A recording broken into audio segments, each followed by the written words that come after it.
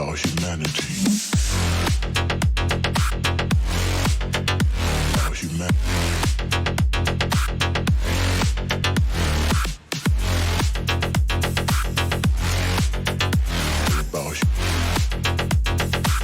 It's all about humanity. About humanity.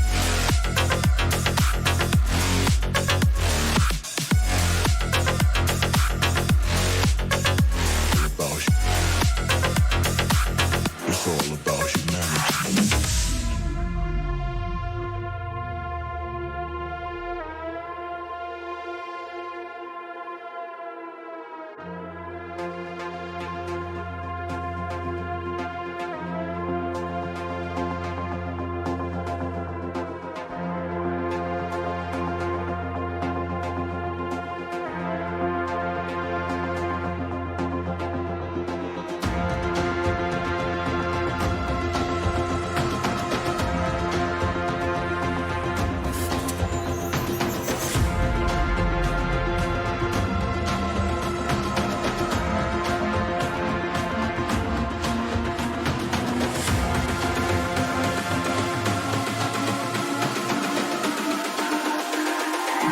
It's all about humanity. About humanity.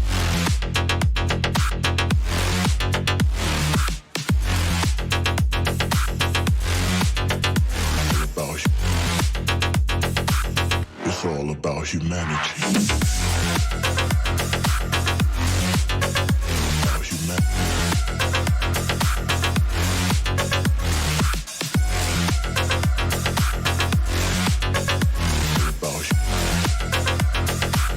It's all about humanity.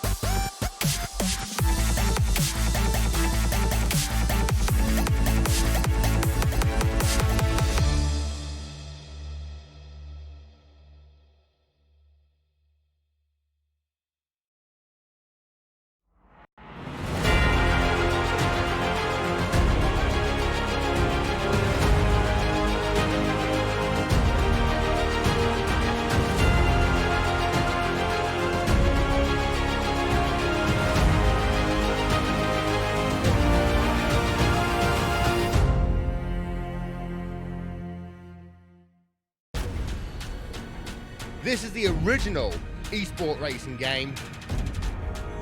This is iRacing.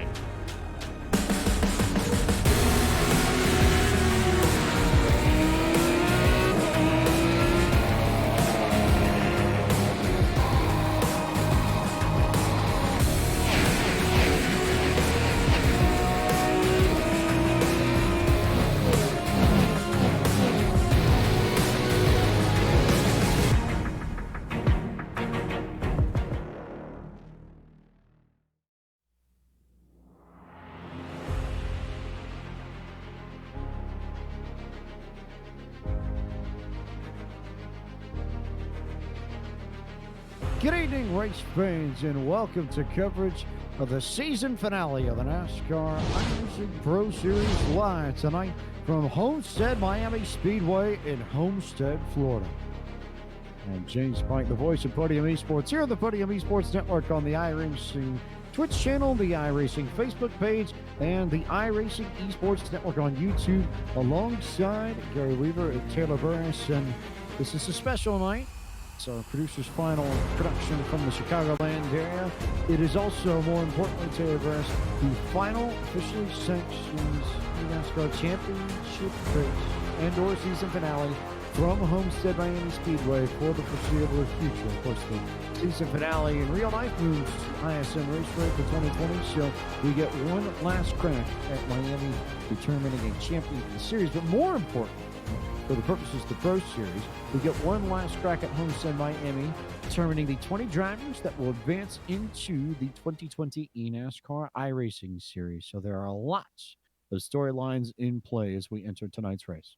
It certainly is. And good evening, everyone. This race is so exciting. Looking forward to see who else can punch their way into the top 20 to make it to the NASCAR iRacing Series in 2020.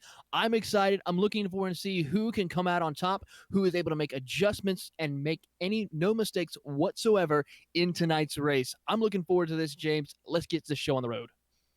We already had 5 drivers clinch their place in the 2020 NASCAR iRacing Series last week at Darlington. Graham Bowen, Ray Alfalla, Bob Bryant, John Gorlinski, and Nathan Lyon all finished last week 45 points or more ahead of the cutoff line, and therefore they cannot be caught by the 20th place driver this evening. So they are through and back, or returning in some cases, to the NASCAR iRacing Series 2020. But for the other 15, there's still some work to be done. For some drivers, it's not all that much. It's, post a solid top 10, top 15, and you're going to be in good shape. But for other drivers, namely Michael Gavriglia, Justin Bolton, Brian Schoenberg, and company, it can get very, very tight at the bottom, and your performance tonight might just mean everything comes to determining whether or not you'll be racing in the NASCAR iRacing Series or the NASCAR iRacing Road to Pro come 2020.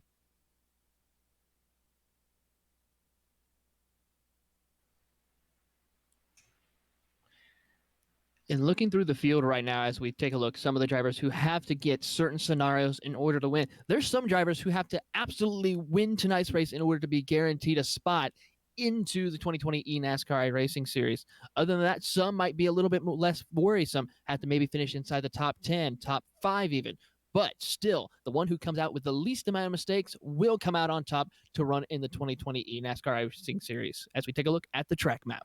We take a look at where we are within South Florida. You have to go way, way, way down towards the Keys. We're about 30 minutes south of South Beach in Miami, amongst a lot of sort of plantation-y land, a lot of vegetation, a lot of fertile soil around Homestead-Miami. But this is a facility that was built in 1993, 94. It was a project that came about after Hurricane Andrew came through South Florida and devastated it. This is one of the regeneration projects that was established down in South Florida. This track opened in 1995 and played host to Truck Series and Xfinity Series races before the NASCAR Cup Series arrived in 1999. Tony Stewart was the first winner back in November of that year, and what was also the first race on NBC, incidentally enough, way, way back when, before they got a leap start on their 2001 broadcast when they signed the deal to cover all of NASCAR in the back half of the season from 2001 to 2006. But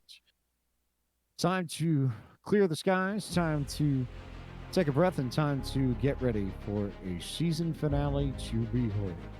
We'll come back right on the other side of this commercial break with the final round of the 2019 NASCAR iRacing Pro Series. You're watching coverage from Homestead-Miami on the Podium Esports Network. Seth DeMerchant in the 57 as the winner of the inaugural Podium Esports Daytona 500.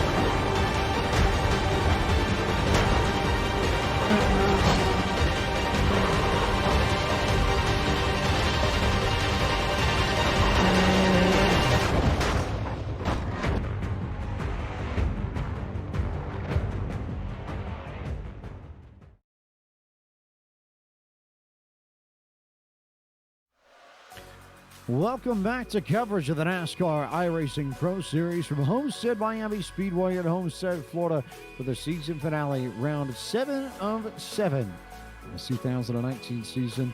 We get set to find out which of these drivers will represent the 20 that advance into the NASCAR iRacing Series for the 2020 season. At this point, it's time to bring you your starting grid for Brian Blackford. Here's your pole sitter. The number 32 machine will roll off from the top spot. Kane Cook will begin tonight from second. Cody Bias is one of the drivers you'll want to pay attention to this evening. He comes into tonight 6 points outside the cutoff. and will start from the third position tonight. Graham Boland and Nathan Lyon have nothing to worry about. Both of those drivers are locked into the 2020 NASCAR iRacing Series. They start 4th and 5th, respectively. John Gorlinski is also in that bunch. He wrapped it up with a solid finish at Darlington, or rather, solid finishes in the first 5 races. Didn't have the greatest of finishes at Darlington, but will be through to the 2020 NASCAR iRacing Series and begins tonight from 6. Nicholas Shelton is still in the hunt for a spot in the 2020 NASCAR iRacing Series. Will start from 7th.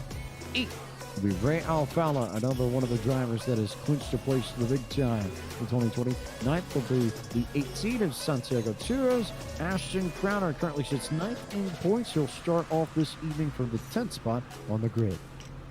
Starting in 11th position will be Michael Guess, one of those drivers who has to try to fight their way into the top 20, along with Brian Schoenberg. He'll be starting in 12th.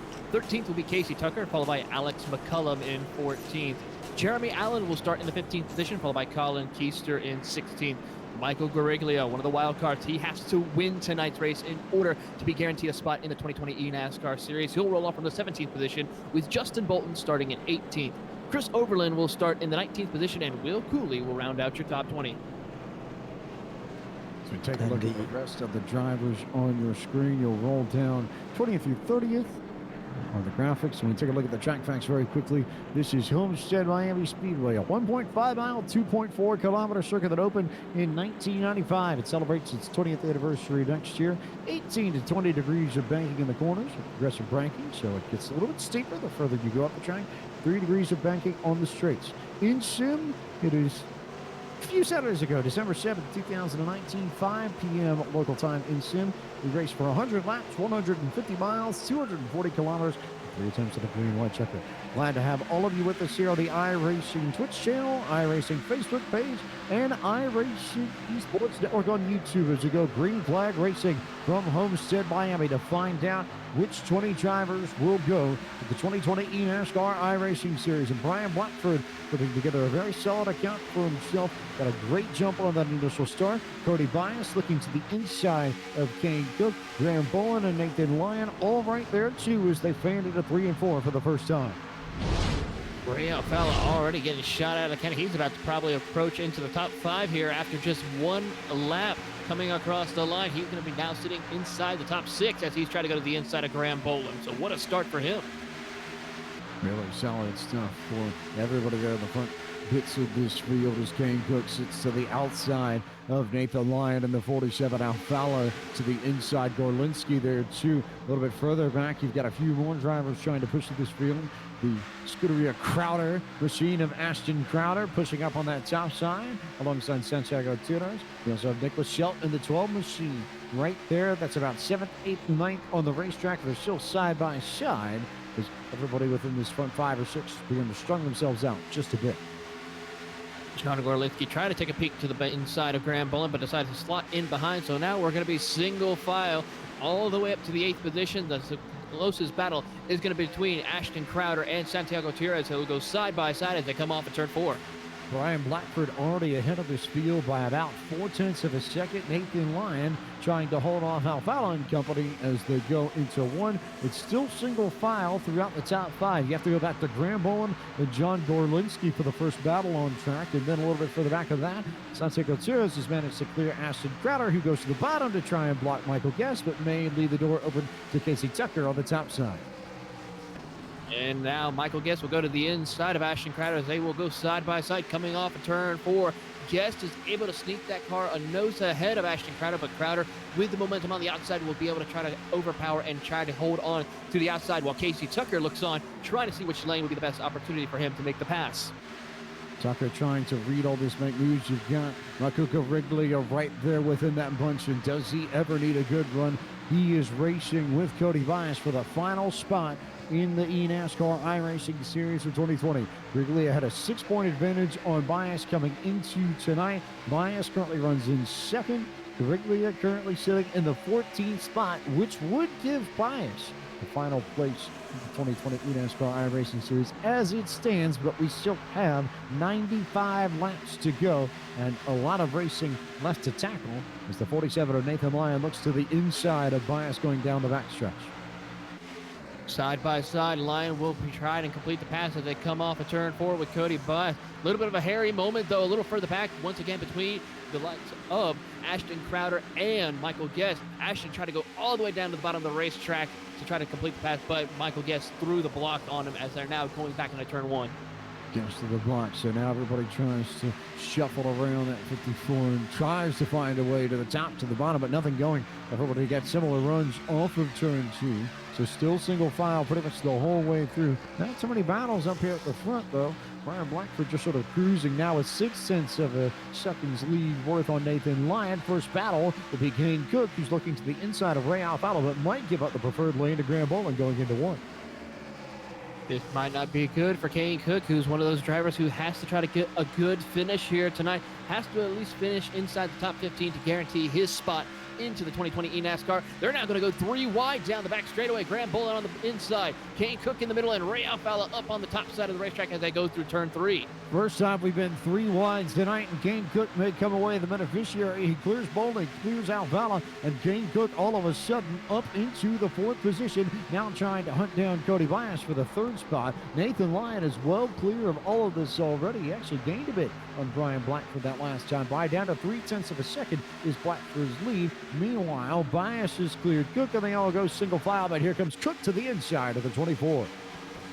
Side by side, 2 by 2, they'll go. Kane Cook goes to the inside of Cody Bias. He will complete that pass as they come off of turn 4, while Graham Boland will try and hold off and complete the pass on Alfalo, but Alfalo will hold him off as they go down the front straightaway to complete the lap. I got to say, the one thing about Nathan Lyon, who is closing in on Brian Blackford, you think he's in a little bit more of a redemption mode after the past 2 races. He was having a great run, but lost that opportunity to win the race. 2 races where he nearly won at Charlotte and Darlington. I have to believe he's hungry, even though he's already assured of his place in the 2020 NASCAR iRacing Series. You would think that Nathan Lyon, being an improper racer in that sense, would want a little bit more than just seconds all the time. Certainly doesn't want to settle for the Alex Bowman effect. So we'll go to the outside of Blackford, try and get a decent run. Slides a little bit up a racetrack through 1 and 2. And we'll have to gather it back up and try and proceed once again down the backstretch. In the meantime, Kane Cook has separated himself just a bit from Boland as Bias and Shelton and Alfalo race for 5th, 6th, and 7th on the racetrack. Alfalo is one of the only other drivers in the top 5, top 6, who is working the outside. As right behind him, John Gorlinski is another one of those drivers as he's going to battle with Ashton Crowder, who's trying to work that high side. But we got a pass for the lead. Nathan Lyon to the inside of Brian Blackford off turn 2. Lyon with a really strong run on the inside. Will Blackford counter on the outside? For the moment, he will. They'll go side by side down the back straightaway. Drag race, bumper to bumper into 3. And can Blackford roll the momentum up high to maintain the lead? Not quite. He'll slide a little bit further back, and then Lyon got loose on the center corner exit. So Blackford will maintain P1 for the moment, but Lyon will have the opportunity to run underneath him unless Kane Cook and Graham Boland come calling, because all that battle at the front did strike the 55 and the 41 just that extra bit closer to the lead. And now here comes Boland, who looked underneath Kane Cook for the moment and then thought better of it and decided to slide back in line behind the 55. So over a course of about 12 laps currently, coming on completing 13, we saw a driver now pull away, now a 2-car battle for it, now a 4-car battle for the race lead as they come down the front straightaway. And that still doesn't count for the fact Nicholas Shelton, along with Cody Bias and Ray Alfalo, they're closing in. So pretty soon we could have a 6 to 7-car battle for the lead as Crowder joins in on the mix. Blackford, Lyon, Cook, Boland all in a line 1, 2, 3, 4. And then Shelton racing alongside Cody Bias, who needs that good finish. Currently sitting in the 5th spot. Michael Gariglia runs in 11th. If this holds, Gariglia, now that Bias has slid back to 6th behind Shelton, would be clear of Bias by 2 points to make it into the 2020 NASCAR iRacing Series. So pressure's on, no question, for both of them. And I think especially in Bias's case, when you consider how good he was at Richmond in particular, had we not had that late flurry of cautions, that's his race, and that's probably not a battle that he has to worry about. But such is life, c'est la vie, and now Bias is deep in the throes of a fight just to make it into the NASCAR iRacing Series for 2020 as Blackford holds off Lyon and Graham Boland clears Kane Cook for P3. Not quite yet. We could almost be going 3 wide for second place as we see Kane Cook look to the inside of Graham Bullen as they came off of turn 2. Couldn't quite get inside close enough, so he has to slot back in behind Graham Bullen as they go single file once again into turn 3. They continue to press on as Brian Blackford continues to lead this bunch. Lyon now looking to the inside, trying to find a hole as they come down the front straightaway once again. 16 laps on the board now of 100 at Homestead-Miami. Here comes Bullen to the inside of Nathan Lyon, looking for his 3rd win of this NASCAR iRacing Pro Series as the 41 machine gets a decent run on the inside there, but we all know the momentum on the outside at Homestead-Miami is key in real life and is key in iRacing as well. If Lyon can stay to the outside of Bullen, I figure he would be able to maintain that spot, but Bullen might be able to drive it well enough off the bottom that he takes over that place. For the moment, though, they'll stay side by side for P2. They're still going to be side by side once they go down into turn 1 and 2, but I think Bullen will be able to complete the pass on Nathan Lyon as they come off of turn 2. Will he slide right up in front? The answer will be yes. Move him up to second place. Will Nathan Lyon, though, counter it as they go down into turn 3? Right now, he's going to bide his time, just follow suit with him, but Graham Bullen's not done yet. He wants to go for the race lead. He'll go to the inside of Brian Blackford as they come off of turn 4. Really solid work from Graham Bullen to get past Nathan Lyon for P2, and now here comes the 41 for the race lead on Brian Blackford. Looks to the inside going into 1. Blackford will give it to him. No moves just yet. Here comes Lyon with a decent run through the middle of the corner, but here comes Bullen with a huge run on the inside. It'll go drag racing down the backstretch with Blackford for the lead as they go into 3. Side by side, they'll go into turn 3. You see Blackford on the outside, Bullen on the inside. Then we have Lyon and Kane Cook who are going to be side by side as they come off of turn 4. Blackford using the momentum of the outside to keep him on that high line, to build that momentum up to keep Graham Bullen behind. They're still going to be side by side, though, once they go into turn 1. Maybe a splitter's worth as they went to corner entry, separating the 32 and the 41 machine, but Bullen had the lead that last time by. He may be able to slide up in front of Blackford. It's close. It's very close, but he gets it done. Graham Bullen to the point. Blackford a second. Lyon had to check up. He may well lose 3rd here because now Kane Cook has the momentum on the outside. He'll try and follow the 32, but Bullen now in the lead, searching for win number 3 as I think Nathan Lyon, or Nicholas Shelton rather, got a little bit loose on corner exit there and managed to slide just a bit, but he still solidly has 5th over Ray Alfala, who runs in 6th and leads this next back behind the leaders as Lyon, at least for the moment, is ahead of Cook, although Cook got a great run on the outside. Maybe a little bit of contact there between the 55 and the 47 as they race for 3rd and 4th. Kane Cook's going to look to the inside of Brian Blackford now to move him up to second place. He's using the inside, hugging that white line as they come off of turn 4. But Brian Blackford's going to use the momentum on the outside to keep him still side by side with Kane Cook. Wants to go down the front straightaway. Still going to be side by side once they go into turn 1. Blackford holds on. Cook, Blackford, Cook, Blackford, Cook, Blackford. Who will take second outright? Lyon trying to shove Cook along on the inside, then slides to the outside. Blackford with the momentum on the top line. Cook will just try and hang on the bottom. They'll still be side by side. Interestingly enough, Nicholas Shelton is starting to come into this. Hasn't quite covered the gap and traveled it all the way for the moment, but certainly close enough to where if any one of these 3 slip up, he's right there to take advantage. But it is still Brian Blackford who has control of second, and Blackford also one of those drivers that could use a very solid finish. He came into tonight 18 points out of the cutoff line. He needs some help at this point. Gariglia sitting in 10th would be clear because Cody Bias has dropped back over the course of this green flag run, and all of a sudden Bias, who was running in the top 5 at one point, all the way back to 9th. Gariglia came into tonight 6 points clear of Bias. So if Bias finds a way to win this race,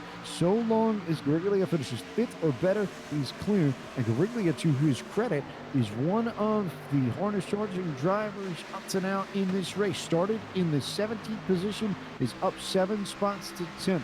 Not so many other drivers in this field can claim that many spots gained so far through tonight's race as we approach the quarter-way mark at Homestead-Miami. And he's been having a great race, but right now that battle for P2 still heating up. As we see Brian Blackford now go to the inside of Kane Cook as Kane Cook is able to work the outside down into turn 1. Brian Blackford will try to hold on to the inside lane, carry that momentum, but Kane Cook's still going to be tight on him as they come off of turn 2. But here comes Nathan Lyon as well with a little momentum.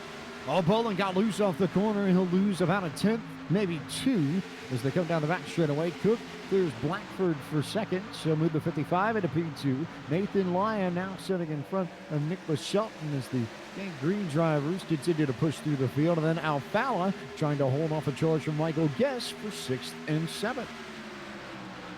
Yeah, Ray Alfala's kind of biding his time right now, knowing he's clinched his way into the 2020 NASCAR iRacing Series. So he's just biding his time. Still wants to try to finish off on a high note for him, but is still going to battle with Michael Guest, utilizing the outside lane to build that momentum to keep Guest behind him. But we haven't really made any major gains onto the top 5. Just watching and waiting as we have now a battle for the lead. Kane Cook to the inside of Graham Bullen as they come off of turn 4. One of those looks here. Boland, I think, might have run the tires off just about on that 41. He seems incredibly loose of one car around on the front straightaway. It's Michael Gariglia who's down to the inside retaining wall, and the first yellow flag is out. Contact with the 81 machine out of Benefield, and how this changes the picture around the cut line, because Gariglia was 6 points to the good, and this was, quite frankly, the very last thing he needed to have happen. As we take a look at the replay, Gariglia was running alongside the 25 machine, and all of a sudden made contact with Colin Keister, goes spinning off to the inside, locks it down, but not before the nose gets in there and ends up in the fence. Got some contact from Benefield. Steve Sheehan also went around. Ben Nelson picked up some damage. Jeremy Davis was involved in this incident too. And what a big break for Cody Bias, I think, more than anything else, more than anyone else, because he was fighting Benefield for a spot, at least in the opening quarter of this race, and now all of a sudden, Wrigley has got work to do. Has to get 20 spots to get back to the 24 machine, who is running in the 9th position, and doesn't need all of them in order to make it back to the NASCAR iRacing Series, but is going to have to put on the race of his life in order to find a way and even have a shot at trying to make this happen. Yeah, he's going to need a lot of help as the leaders, though, come down pit road. Let's see what any of these strategies will work. See who will come down for 4 tires, 2 tires, and that's pretty much it. No one should be taking any tires on this go-around of pit stops. It should be mostly 4-tire pit stops for the field. We think mostly 4-tire pit stops, given how much tire management is key at Homestead when we get through these mid-range to long green flag runs. But we'll see if any drivers slip up, make any sort of mistakes. And interesting, as Will Cooley drives through his pit box and is going to have to come back around for service. Otherwise, normal stop here. And it's Bolin, Lyon, Blackford, Cook, Shelton, your top 5 coming off pit road. Great pit stop for Nathan Lyon, able to gain 2 spots on that pit stop. So great job for his pit crew to get able to get him inside the top 2, and let's see what he can do once we go back green flag racing. As everyone lines themselves back up for this first restart, and we'll take a moment to remind you that if your brand or business is interested in partnering with Podium Esports, we have space available for you. Podium Esports is a plan for every budget and can custom tailor solutions to suit your business or brand's needs best. More information on the wide variety of partnership possibilities, send an email to admin@podiumesports.com. We'll also remind you that Podium Esports merchandise is now available on the Podium Esports website. The Podium Esports online shop is the only place to find official Podium Esports FlexFit hats and t-shirts. Order today and represent the best competition in sim racing wherever you go for only $10 per item. To purchase Podium Esports merchandise, visit www.podiumesports.com/shop. Restart getting ready to come. As the lights are off of the pace car, we'll go green on that 31 of 100. It will be Bowen, Lyon, Blackford, Cook, Shelton, your top 5. Then Alfala, Cooley, Guest, Crowder, and Keister, your top 10. Bias sitting in 11th, Gariglia in 27th. Work to do for the 15 to get to the top flight of NASCAR sim racing in 2020. It's going to be a tall order, but anything is possible. That's why we run these races, to see who can be able to make their way into probably one of the greatest sim racing events that we have here on the iRacing service, the 2020 NASCAR iRacing Series. But we're about to turn them loose here once again at Homestead-Miami Speedway. Waiting for Bowen to make the call. waiting for Bowen to get this going once again. Waiting for him to get back on the gas pedal as he goes, and Blackford was caught napping and immediately is going to lose 2, 3, 4, maybe 5 car lengths. Here goes Michael Guest to the inside, looking underneath Nicholas Shelton, and Guest is going to benefit greatly from that restart. He comes to the bottom now as he looks as Brian Blackford just slides in front of Ray Alfala. There was maybe an inch between the rear bumper of the 32 and the front bumper of the number 2 machine, but the Wrigley trying to find his way back up to the field. Guest taking very, very, very strong advantage of that restart and jumping into the top 5, 6, somewhere in the ballpark of. He was almost 5th, and then Alfala got a very good run on the outside. Two Slipango drivers trying to work together to get Brian Blackford back up to the race lead as they come out of turn 2 right now. Still side by side between Guest and Alfala. Alfala, though, utilizing the high side, pushing him down, his teammate down the back straightaway just a little bit to catch up to the top 3 as they're single file in the top 4. Now Guest dives it in there to the inside of Alfala as they go through turns 3 and 4. Guest putting all the pressure on the 4-time NASCAR iRacing Series champion, and the champion from 2018 has regained his spot in the NASCAR iRacing Series for 2020 after a subpar 2019 by his standards. Shot down to the series and jumped back up to the big time with a race to spare. I have a feeling that the high horsepower, low downforce package that you see with these Class B stock cars, these Xfinity Series stock cars, definitely in his favor. We know he loves high horsepower, low downforce. Does that number 2 machine as he jumps to the inside of Brian Blackford, looking for the 4th position on the racetrack.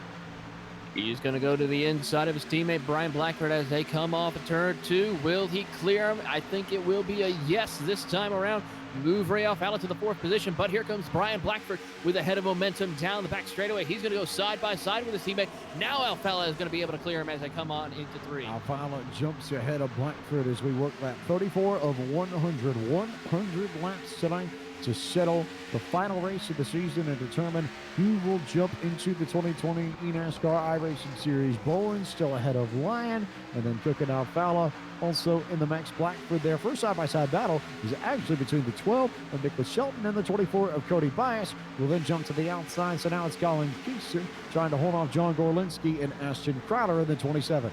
Don't forget Santiago Gutierrez in the number 18. He's also in the mix of that battle right there as they come off of turn 4.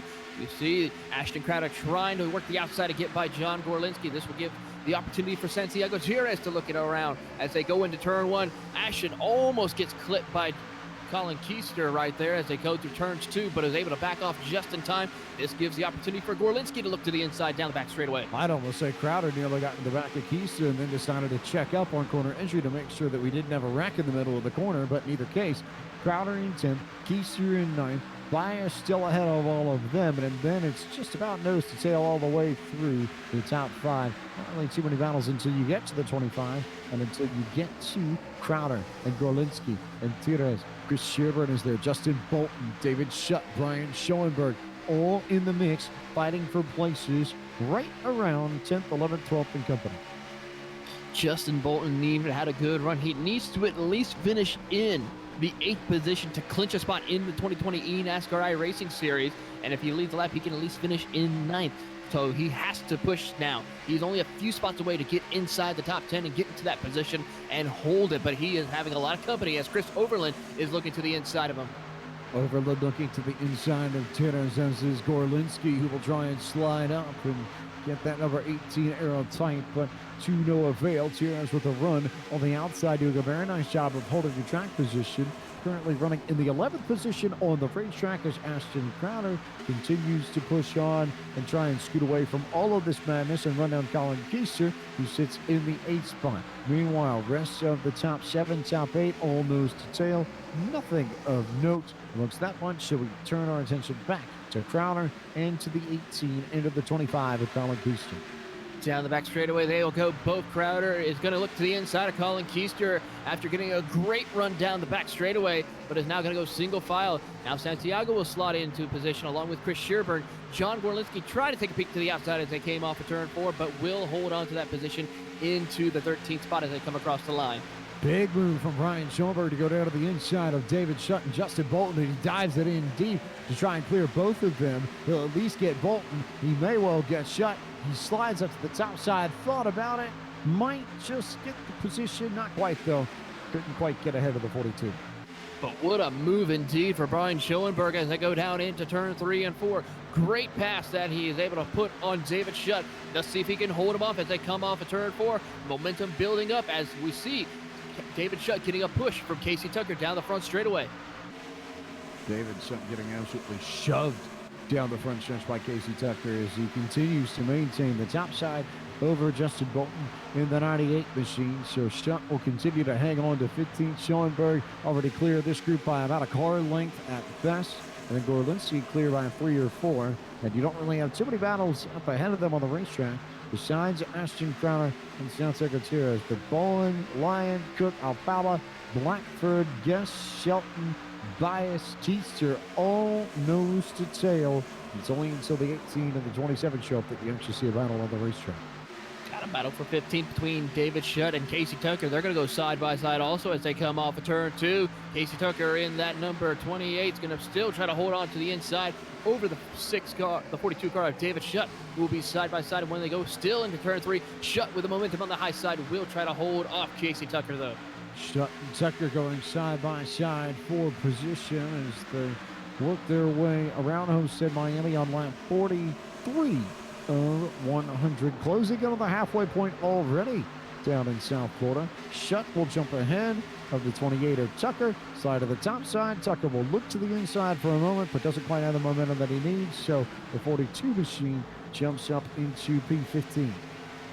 Wouldn't be safe to say that David Shutt shut the door on Casey Tucker?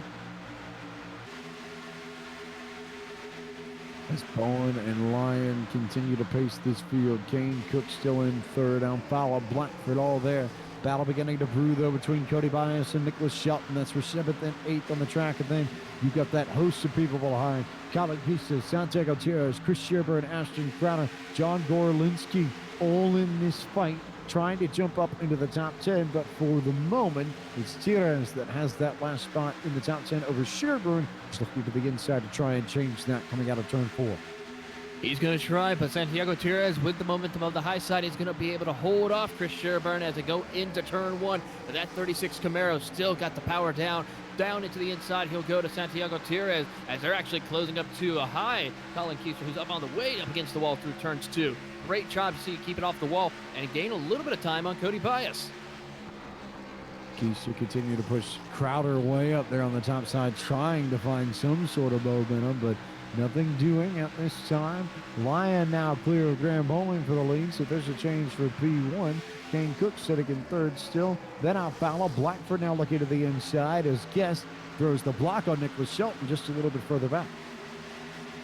Great block that Michael Guest was able to put on Nicholas Shelton as they go down the back straightaway. This is going to give a chance, though, for Cody Bias to close that gap just a little bit more as they go down into turn 3. Shelton goes to the top side of the racetrack while Guest just holds on to that middle groove while Cody Bias tries to take a peek to get a good run off of turn 4 down the back front straightaway. They'll go to try to close the gap on Nicholas Shelton. Cody Bias continuing to push on and doing what he needs to do. Gariglia only in 25th. He needs way, way more than that. Does Gariglia to try and keep Cody Bias out of the 2020 NASCAR iRacing Series.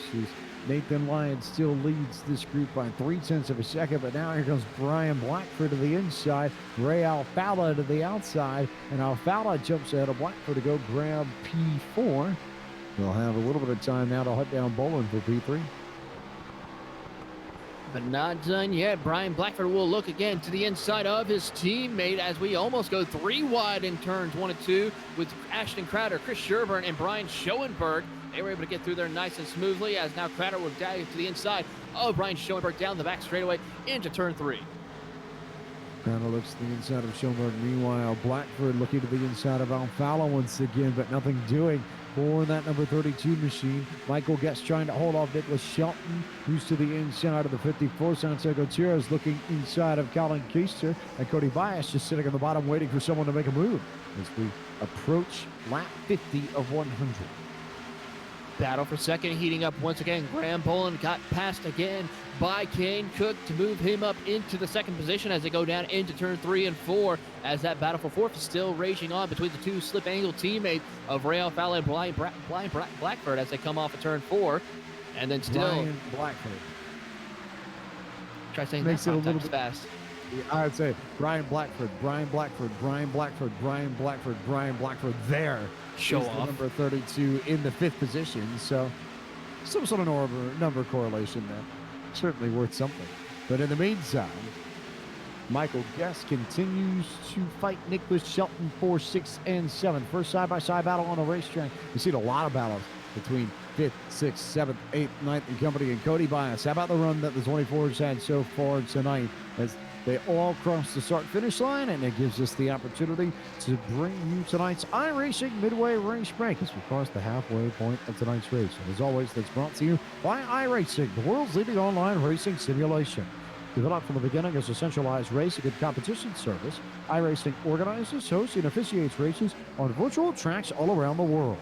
iRacing is home to a wide variety of officially sanctioned series.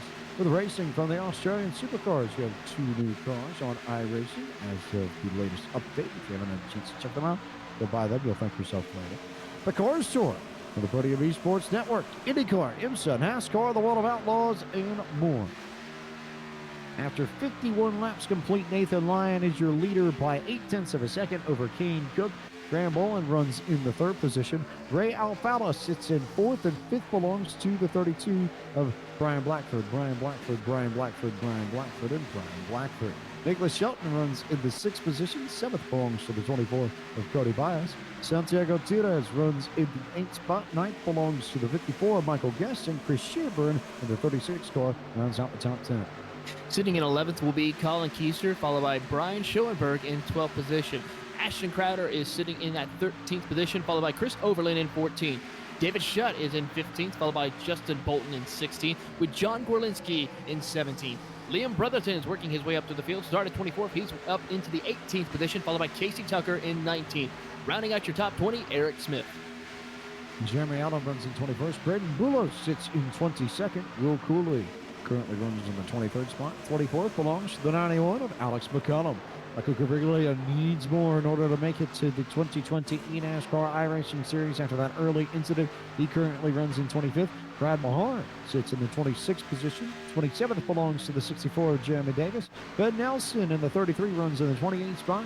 And 29th belongs to Steve Sheehan. Adam Benefield is the only driver off track right now. He's pulled behind the wall. He's currently scored in 30th. And that concludes tonight's iRacing Midway Race Break. With over 80,000 drivers on the service and over 80, I guess officially 2 tracks now in cars to choose from, iRacing is the original esports racing game. For more information, visit iRacing.com today. And I say 82 because we know for a fact that there are 2 tracks that have been scanned by iRacing that are coming to the service. One is at least confirmed for 2020. The other still in the works, but looks like it's tracking positively, and those would be the fairgrounds at Nashville and the venerable North Wilkesboro Speedway. Both tracks coming to iRacing at some point in the near future. And how impressive will it be to have, I think, North Wilkesboro in particular, finally on this Trouble in turn 4. Graham Boland's going sideways and is going to loop it around, tries to save the car, but he will not. Hits the outside wall as more cars try to avoid him.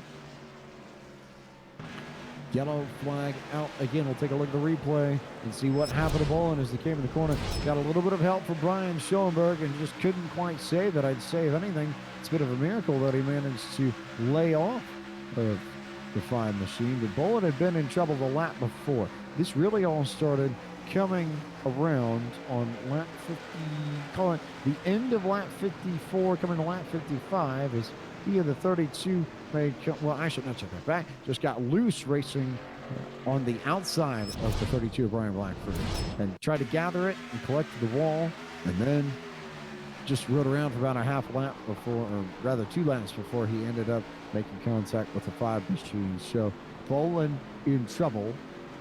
Not the worst finish in the world for him. If he doesn't have a great one, he's got room to get away with it. He's already clinched his place in the NASCAR iRacing Series, but certainly would help the case of Michael Gariglia in particular, who needs yellow flags like these in order to have any sort of shot whatsoever, especially given that Cody Bias is running within the top 10, nearly the top 5.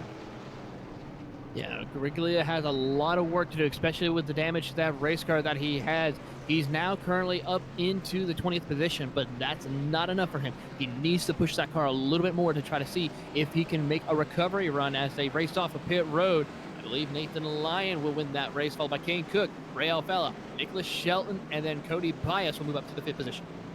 Really solid stuff from that group of 4 or 5 in order to jump ahead and get ahead of everybody else. And on 4 tires too. No changes in the strategy amongst that top 5 as we get set to regroup for this next restart. But we'll remind you that, in fairness, we don't have any broadcasts of the Podium Esports Network this week. We don't have any broadcasts for a while. But January 27th. 2019, if ever there were a date to mark on your calendar, that would be a good one to start with, because it will be the first night of Podium Esports Speed Weeks as we bring you 6 straight days of racing that will culminate in the 2nd annual Podium Esports Daytona 500, the largest tournament-style Daytona 500 event in iRacing. Last year, 171 drivers whittled themselves down on qualifying day, and we brought the fastest 43 to Sunday, where they competed for 200 laps, 500 miles, and ultimately it was Seth DeMerchant who came away with the victory. So if you want to be part of the largest tournament-style Daytona 500 event and all the other festivities that will take place during Podium Esports Speed Weeks, because that's not the only race that we have going on that week, be on the lookout on the Podium Esports social media channels: Instagram, Facebook, Twitter, and the Podium Esports website for more information as it becomes available. Registration will be live shortly, and we'll have a lot of racing that week. The 360 sprint cars at Volusia, super late models at New Smyrna, the K&N cars at Daytona 2007, the Xfinity cars. These Class B stock cars you're seeing on your screens right now at the new Daytona on Thursday night before qualifying night for the 500 on Friday night. Qualifying day, a full day of racing on Saturday, and what is the greatest marathon of iRacing events I think you'll find anywhere on the calendar all year long. 8 heats, 2 last chance qualifiers, and 2 duels to set the grid for the 2nd annual Podium Esports Daytona 500 on February 2nd, 2019. As if you needed more of a reason to make your Super Sunday just a little bit more super. Gary Weaver will go ahead and bring you in here. Go ahead and update us on the point situation and let us know who we need to be paying attention to in the final 40 laps of tonight's race. And for the time being, it's basically, well, like we mentioned, everyone except the top 5. It's a mad scramble, really. I did see that John Borlinski had lucked out, but of course, we did see him earlier on in the top 5 in the points. He lucked out on that caution. He was in pit road at the time the caution came out. He was a lap down. Now he's back on the lead lap, so that was pretty much the easiest break for him, and he is very, very comfortable at this point, so long as he so much as just finishes this race and gains a few more positions. Just needs to pick up a few more as we get set for the green flag, coming to you on lap 61 of 100. Lyon, Cook, Alfalla, Shelton, Bias, Titters, Guest, Shiver, and Keister, Schoenberg, your top 10. What kind of restart will Lyon get? Will Alfalla get caught napping a little bit? Although it was a better restart from Alfalla than you would think. But Kane Cook is easily able to drop to the inside. Cody Bias thought about looking to the inside. Big move a little bit further back from, I believe, might be Eric Smith back there on the 51 machine, who all of a sudden jumped way down to the bottom and is already working his way around Jeremy Allen, the 42 of David Shutt, the 98 of Justin Bolton in company, as Smith continues to try and climb his way up the ladder. But Lyon in control of this off the restart to the tune of around 3/10 of Kane Cook and Ray Alfalla. Going back to Eric Smith, shot out of the cannon. He's still going to go 3 wide with the 98 of Justin Bolton. Almost decided to take a 3 wide with Ashton Crowder, but it's also going to be still 2 by 2 until you get to Sherber, Santiago Tires, and Michael Guest, who decided to take it 3 wide as they go through turn 1 and 2 as they come down the back straightaway. It's still going to be 2 by 2, almost 3 wide a little bit further back. Almost 3 wide, just a bit back in this field. But Kane Cook still ahead of Ray Alfalla for the moment, but Alfalla's got the top side. He's got the momentum, and he might carry it alongside the 55 as they come down the front stretch as the sunset fades into twilight at Homestead-Miami. And Alfalla will continue to push up on the top line to try and get the run off the corner. He needs to clear the 55 as Cook bobbled just a bit on corner exit. So the two will stay side by side. Meanwhile, a little bit further back, Nicholas Shelton, Cody Bias, and Chris Shivard 3 wide, running for the 4th position through 3 and 4. And Santiago Tires and Michael Guest sitting right behind those 3 if they decide to just bounce around each other, try and shuffle each other around just a bit. And it's still 3 wide as Shelton was able to clear the bunch, and now it's finally down to 2 wide as Tires will try and go to the outside of Michael Guest as Chris Sherburne has cleared the 54. And now here comes Shelton to the inside of Kane Cook for P3. Nicholas Shelton has been running around inside that top 6 all night long. Now he's decided to turn the afterburners on to try to get inside the top 3. What a great run for that car as he's been now still going to be side by side. Now slots in behind Kane Cook. Now back to the bottom of the racetrack as they go into 1.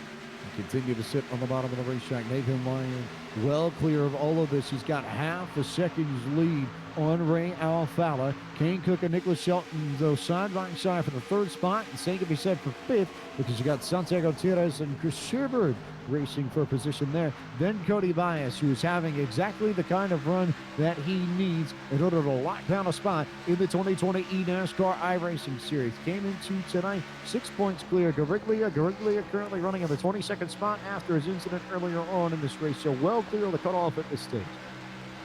Still doing a great job with that as they try to work their way down the back straightaway.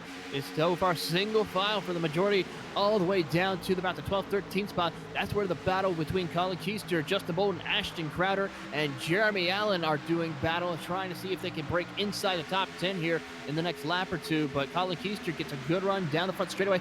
Will hold off Justin Bolton as Bolton takes a look to the inside, and Allen almost decided to take it 3 wide. Bolton just about comes in the calamity there. Keister down on the outside of the 98 machine. Blackford still clear of this by about 2 or 3 car lengths. So it's Keister and Bolton right there. Ashton Crowder, Jeremy Allen racing side by side. Overland and Casey Tucker sitting back there. Eric Smith, David Shutt also in this pack as we start working our way towards 30 laps to go at Homestead-Miami. 30 laps to go. It is getting closer and closer to the end of this season. 20 drivers will fit their way into the 2020 NASCAR iRacing Series.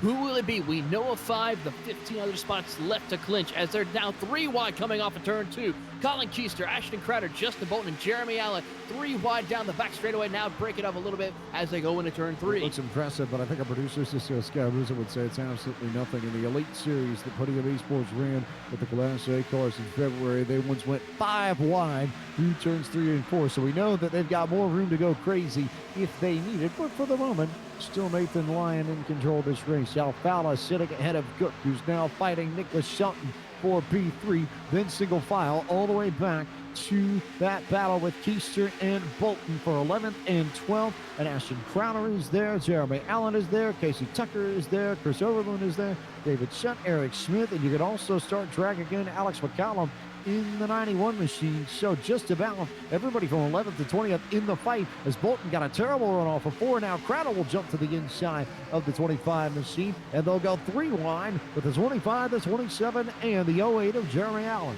Still going to be 3 wide as they come off a turn 2 right there down the back straightaway. It looks like Colin Keister will still use that momentum on the high side, plus a push from Casey Tucker, as now Crowder will go to the inside. Now is 2 wide, 2 by 2, about 3 rows deep.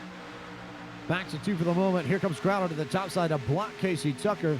Does so ever so swiftly. So you would think advantage would go to Jeremy Allen in that case, but Allen didn't have the greatest of runs off of 4. So they'll be side by side for the position. Keister is clear of all this now. That's the one thing that Crowder helps. Hold up, we're going to go 4 wide. And they might go 4 wide down the back straight, and they make contact. The 51 of Eric Smith nearly in trouble as he got sent all the way to the grass by Casey Allen. They'll slide back a few spots, but they'll gather themselves back up, continue to go as we work lap 72. Meanwhile, here comes the 08 of Jeremy Allen to the inside of Colin Keister. This is for the 11th position on the racetrack. What a drive. What a great car control from all the drivers involved in that incident, not to bring out the caution. We're still racing here at Homestead, and it is just getting more exciting as the laps continue to wind down. Lights are on. You see a lot of pink and orange in the sky. Makes me wonder if it might be contributing to some red mist these drivers might be seeing in the final 30 laps, although the battles aren't necessarily all that crazy around the cutoff line. Cody Bias and Michael Garillo making quick work of that, but for the moment, still pretty good battles across the racetrack and across a lot of the spots in the top 5, top 10. Here comes Ray Alfaro to the outside of Kane Cook for second, and he might just drag Nicholas Shelton along with him, but a big move from Kane Cook to slide up in front of the 12 going into 3. That was a big block for Kane Cook, but here comes Nicholas Shelton with a good run off of turns 3 and 4. Will he try to go to the inside and try to get to the inside of Kane Cook to complete the pass? The answer will be no, not this time. He will follow suit with Kane Cook down into turn 1 while Chris Sherburne looks on, gets a head full of steam to get to the inside.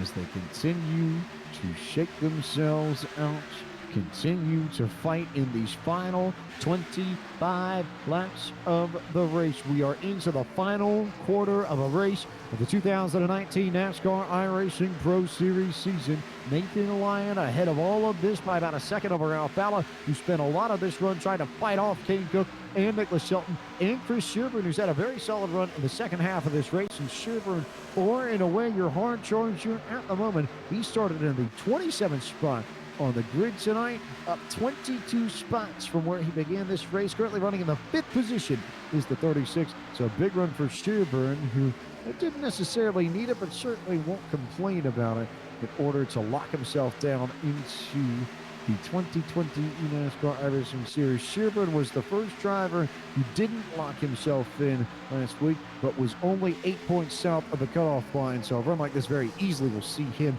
into the NASCAR iRacing Series for 2020. But for now, he might look to the inside, or we might go 3 wide again. Thinks better of it, though, so he'll slide in behind Kane Cook at the 55 and try and pass Nicholas Shelton in the 36 on the outside as they enter turn 3.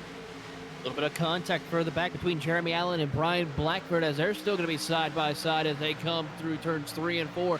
But still, we are watching that battle for second place between Kane Cook and Ray Alfaro. Now Chris Sherburne, Brian Schoenberg's now joining this mix of battles as Nicholas Shelton's still battling with Sherburne.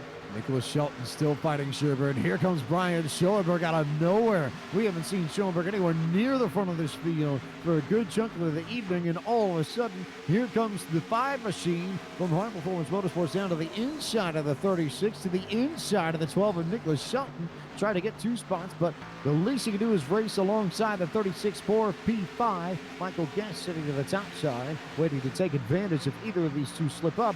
But for the moment, still side by side between the 5 and the 36.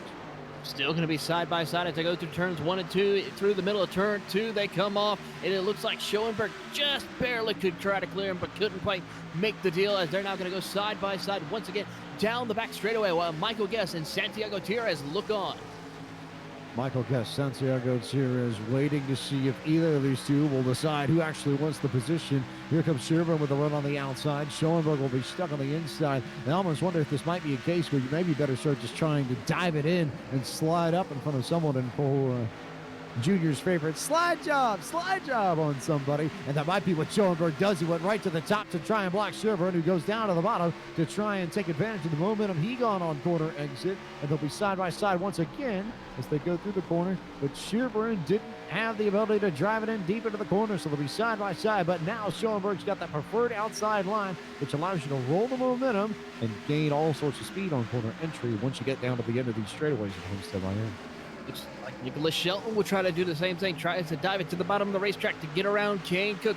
Will he try to slide up? I think it won't be this time around, because Kane Cook's still going to be side by side with him, as the battle for third is going to be 2 cars, 2 wide, 3 cars deep now, as now Santiago Tierez and Michael Guest will go side by side. In the meantime, the Nathan Lyon Redemption chore to try and get the win on this 3rd time as the charm type race is looking very, very stout at this moment. 20 laps to go, and he's clear by about a second over the number 2 of Ray Alfalla, then Kane Cook, then the 12 of Nicholas Shelton, then Sherburne and Schoenberg racing side by side, but Schoenberg now clear of the 5 machine, now looking to the inside of the 12 machine, who got a huge run off the corner, and now drops to the bottom of the 55 of Kane Cook for P3. He'll go to the inside and now almost go side by side with Ray Alfalla. Couldn't quite make the deal. He's going to try to see if he can pull the slide job out as they come off of turn 4. Not going to work this time as Sherburne gets a good run. Sherburne got a decent run, but he got to stop and hold up behind the 12 of Nicholas Shelton to make sure he didn't run that number 12 Camaro over. So Kane Cook with the advantage. Here comes Sherburne to the inside of the 55. Here comes Schoenberg to the inside of all of them as Sherburne's going to try and drop to the bottom and will go to the inside of the 12 machine. It will slide behind Kane Cook. So now it is Cook who sits in third. It is Sherburne who has that 4 spot for the moment, and it is Shelton who is trying to get the 4 spot back via the momentum on the top side. He's going to be able to hold him off this time as they go down into turn 1 side by side while Schoenberg looks on. Sherburne has a little bit of a clean track while Shelton is a little bit blocked up by Kane Cook as they come off of turn 2. Here comes Sherburne with a head of steam. He's going to be able to get by Nicholas Shelton, but here they come back with the momentum up from the high side. Kane Cook still leading this little group, and Ray Alfalla looking at his rearview mirror and appreciating everything he's seeing because he doesn't really want to have to fight any of these drivers right now. They're all driving the Goodyear Eagles off of their machines from about third on back. So no complaints of anything. Now, especially with the lap tracker of Ben Nelson, he's starting to run down Nathan Lyon just a bit. It's about 0.7 of a second, down from the 1.2 that it was just a lap ago. As there goes Ben Nelson, and now this could be very interesting as we have a lot of the leaders racing side by side and will now have to duck underneath the 33 machine. This is going to be interesting to see what these drivers can do. Of course, Ben Nelson doing a great job getting out of the way, letting these drivers race as we come to a close here to the season. As they come across the line, Nathan Lyon ran a 32.09 compared to Ray Alfalla's 32.03. He was about a 10th faster that last time by, so starting to even out just a little bit for the two drivers.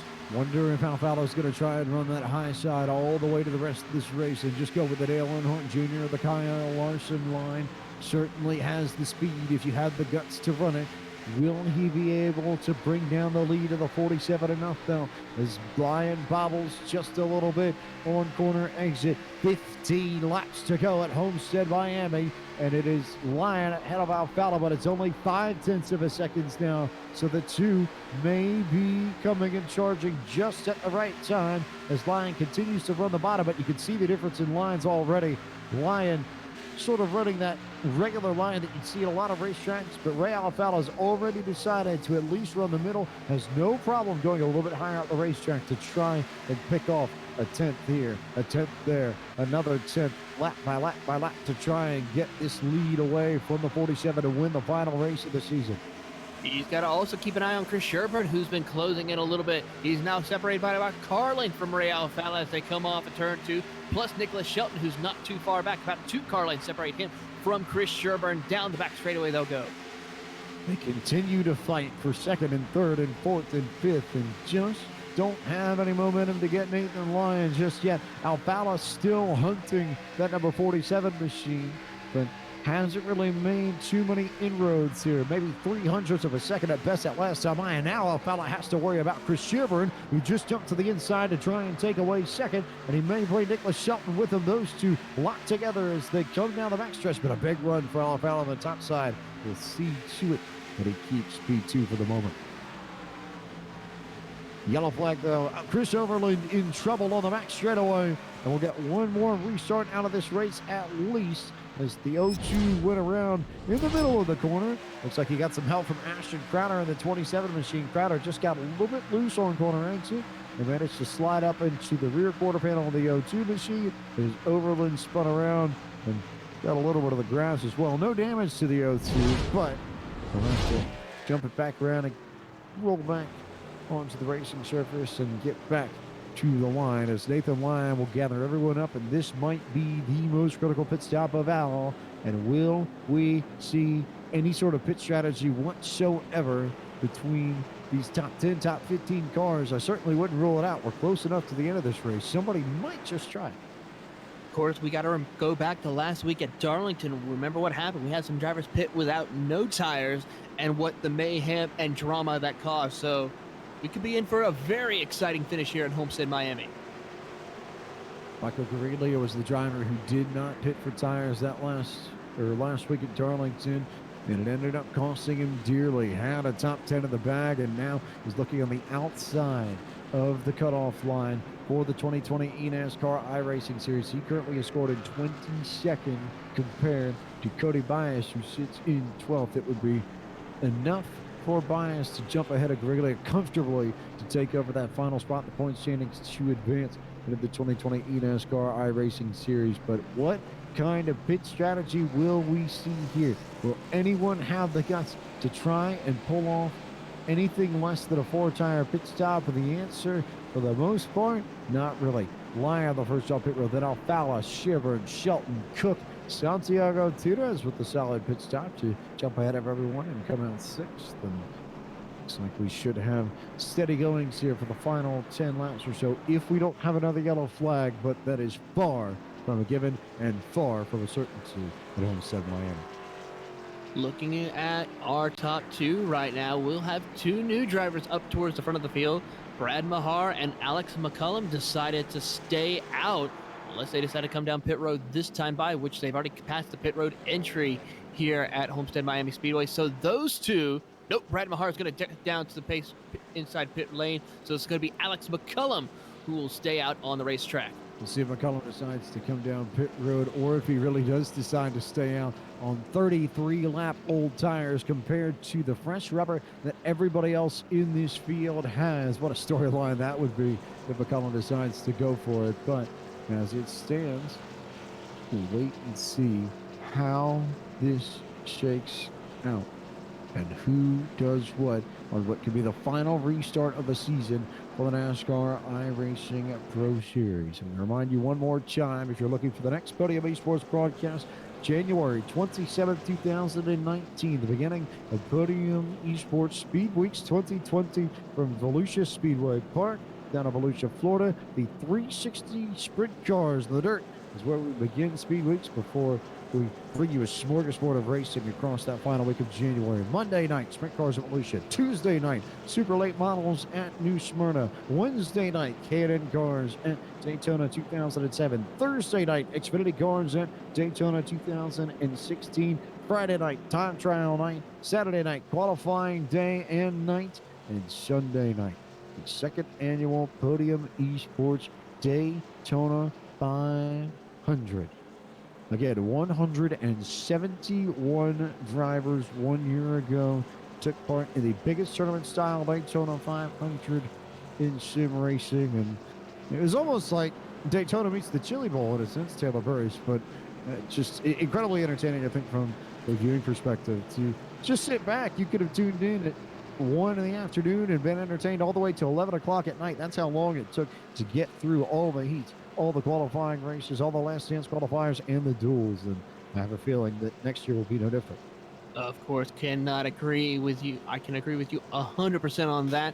Looking forward to coming out back to Daytona to see that great event, and I hope everyone can tune in, and hopefully we can maybe even double the number of entries for the 2020 Podium Esports Daytona 500. So we get set for the restart on lap 93 of 100. McCollum, Lyon, Alfala, Sherburne, Shelton, Cook, Tires, Gibbs, Schoenberg, and Brian Blackford, your top 10.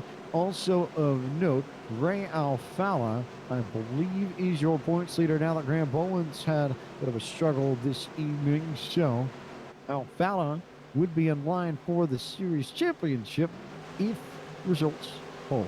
But there's a lot to go. And most importantly, you've got Alex McCollum on 34-lap old tires. Actually didn't spin the tires near as badly as I thought he might, but he's still no match for Nathan Lyon on the outside, who will jump all the way ahead as we see big moves a little bit further back as they just all try and block each other down on the inside. Blackford through the block in front of the 5, and McCollum got out of the way to make sure it didn't cause any issues here. So it's now Nathan Lyons race to control of Ray Alfala. Chris Sherburne and Overland, and there goes Nicholas Shelton to the inside. Overland got to the inside and bumped him sideways. No yellow flag as Shelton will slow it down to the grass and keep it down there to make sure to slide back up into the racetrack and cause any more issues. But for the moment, side by side between Alfala and Sherburne as they try and run down Nathan Lyons for the race lead with 5 laps to go. 5 laps to go for Nathan Lyons to hold off a hard charging Chris Sherburne and Ray Alfala as they go down the back straightaway. Santiago Tires is breaking into the top 4 right now, but he's going to have to deal with 3 wide possibly of Kane Cook and Brian Blackford, who are hungry to get their way into the top 20 here. 2 turns 3 and 4, they will go. Brian Blackford on the outside. Kane Cook to the inside. He will look as they try to go 3 wide with Santiago Tires on the bottom. 3 wide for second going into turn 1. Final 5 laps of the race. Alfala fading just a bit on the outside and then brings it back as he gets that run on the top side. As Sherburne had to worry about bouncing off the Tudors and then Alfala. And now the 2 machine jumps ahead of everyone and goes to the top side to claim second. But it's not enough. He needs to get 0.8 of a second back on Nathan Lyon, who's had 2 very good shots to win in the most recent 2 races in the NASCAR iRacing Pro Series and may well have his best opportunity yet to finally get a victory in the final few laps of this race. As Blackford now goes to the inside of the 2, so they're still 3 wide going into turn 2. Oh, so close, almost making contact right there. Santiago, Chris Sherburne, Blackford making contact as a caution comes out. You had a feeling that was coming at some point, the way they were racing, and it finally did explode to the paddock gang as Tires got a little loose off of turn 2, bounced to Blackford, he bounced back into Tires, he went to Sherburne, he got the wall. It's Tires and Sherburne rather got in the fence. I don't know if anyone else was actually swept up in the incident. Only 3 outside cars of those involved. 2. I think you're right. I think it was just those 3. Everybody will get the chance to breathe, regroup, and get set for one of those funky restarts at the end of these sorts of races, because I believe we are looking at the very least, a organic green white checker, maybe our first green white checker attempt of the evening. We'll see how timing and scoring sets this field up in the final few laps of tonight's race. Nathan Lyons got to be banging on. He now has to do another restart. This time, though, instead of with a car that has about 30-lap-old tires, he's going to be going up against the 4-time champion, Ray Alfala, to his outside once we go back racing. Alfala to his outside, and all kinds of fun combinations, permutations that we'll try and figure out over the next few minutes. But if you're curious about the cut line, and if you're curious about who is running where at the moment in relation to how everything stacked up, Cody Bias was 6 points south of the cut line coming into tonight. He was racing heads up with Michael Gariglia for a spot. Gariglia currently running in 15th, Bias running in 9th. If you needed just a little bit more drama, they would be tied on points if the race finished as it stands. So Gariglia fighting for his 2020 NASCAR iRacing Series life, and he has clawed it back. It didn't look great throughout a good chunk of this race. He got swept up in the first incident of tonight and has had to fight back throughout the evening, and Gariglia now in a position to where he might just have a fighting chance to make it in. Casey Tucker is another one of the drivers that is coming into tonight looking for something, but not looking great for the number 28 at the moment. He currently sits in 13th, right in between Gariglia and Bias, and he needed to beat Gariglia by 10 points and then clear Bias by a decent amount as well, and won't have the opportunity to do any of that as it stands. Brad Mahar was another one of the drivers who was looking for a decent run to try and sneak his way into the big time for next season. Mahar currently scored in 24th as he sits on pit road for service.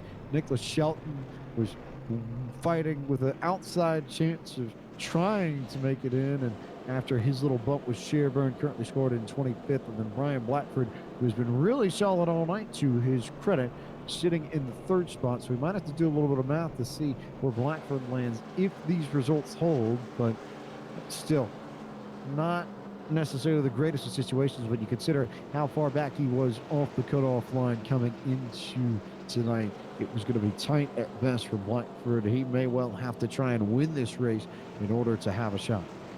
A driver who, though, is in the danger zone is Santiago Gutierrez with that incident. Remember, he has to at least finish inside the top 15 to clinch a spot into the top 20. And right now, he's currently sitting in 20th position. So he has a little bit of work to do to try to see if he can break inside that top 15. He at least needs to finish in 14th.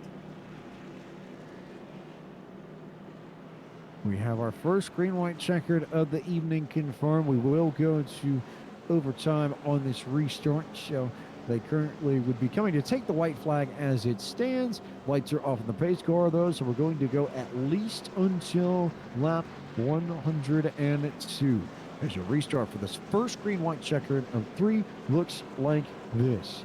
It is Lyon, Alfalo, Blackford, Schoenberg, Sherburne, Cook, Allen, Guest, Bias, and Keister. As Todd Novosad reminds me of the Pike Can that we are indeed right on the highway to the danger zone, as one Kenny Loggins would be so apt to remind us more often than not.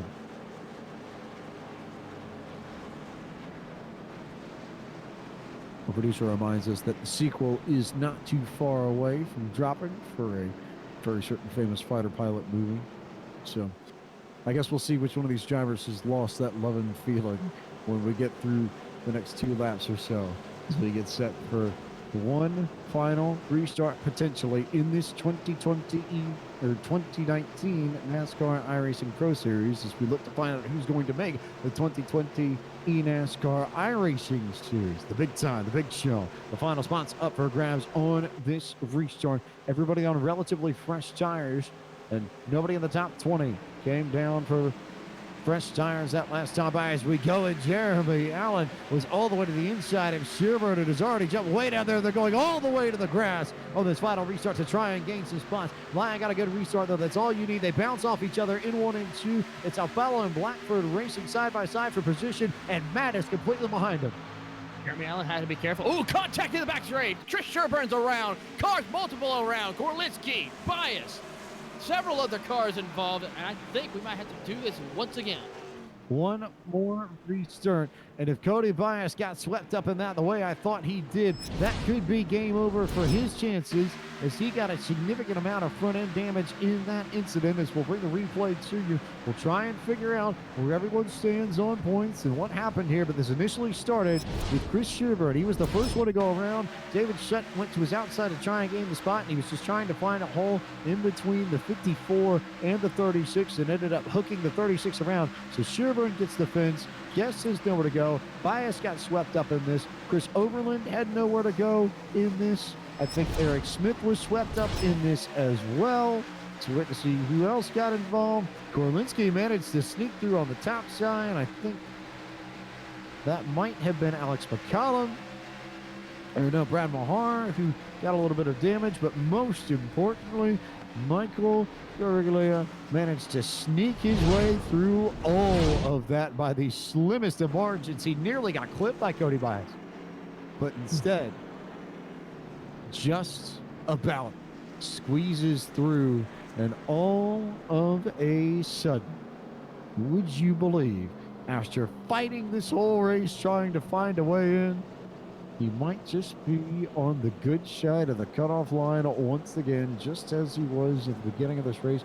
And Cody Bias now in 28th, the completely torn up front end. And you feel for Bias, he's a driver that I think of Richmond in particular. Had he had the finish he deserved in that race, he's probably not looking at the situation as it stands, and all of a sudden now might be forced to sit back and think what if on that race, because that one in particular might be the one that costs him a shot at the 2020 NASCAR iRacing Series. Heartbreak indeed. That's all I can say for Cody Bias, as well as some of the other drivers who are fighting. Michael Guest, Brad Mahar, those drivers were trying to fight to get into the top 20, but it looks like their night will come to a close. And now we have to do it all over again for Nathan Lyon to see if he can try to finally get a win. Will third time be a charm, or will Brian Blackford be able to come out on top? Take a look and see how Brad Mahar saw this wreck. And it's just smoke ahead of you. It almost looks like a gigantic restrictor plate wreck, and he just shuffled through this and somehow threaded the needle between about 3 or 4 cars that were spinning like tops and pinballs there on the inside of the backstretch, and then managed to shuffle his way through all of this and survive it. And now Mahar at least sits in 24th. Not the worst spot to be for the number 34 machine, but you've got some other drivers that are pretty desperate in that bunch too. Michael Guest, Cody Bias, Eric Smith sitting on pit road. Chris Shearburn with a lot of damage, but had enough of a buffer to where I think he might be okay. But Bias is the one you're worried about now, because he is absolutely on the outside looking in. Now that Garriglio has found himself all the way back up into the 10th position, would you believe?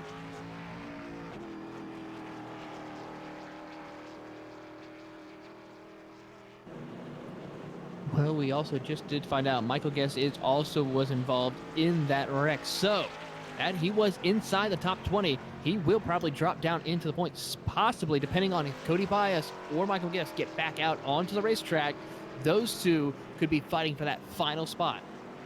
Very interesting to see how that's going to pan out. Guest has a tremendous amount of engine damage to the number 54 machine. You figure he's probably not going to make it back to the track for this restart. Bias is suspension damage, but might be enough here to where if he can sneak through, if we get one more wreck, it might give Bias the leap he needs. Bias came into tonight 20 points south of Guest on the pylon, so he needs some help, no question. He currently sits one spot behind Guest in the running order right now, but if we get another wreck and another rewind checkered, it's not totally out of play for Bias yet. But right now, he looks to be on the outside looking in. Restart to come on lap 106 here. It is our second attempt of 3 at a rewind checker. It'll be Lyon, Blackford, Alfala, Allen, Schoenberg, Cook, Tucker, Liam Brotherton in their top 10 for the first time tonight. David Shutt, the Michael Garriglio, their top 10 for the second attempt of 3 on the rewind checker. Nerves are running high for some of these drivers. Could be the final attempt. Of course, we do have one more attempt if need be. So these drivers are going to try to give it everything they got. We saw that on the last restart. Who will try to be brave enough to take it 4, 5 wide even, or who will try to be smart enough to try to put their car in the right position to just get the position?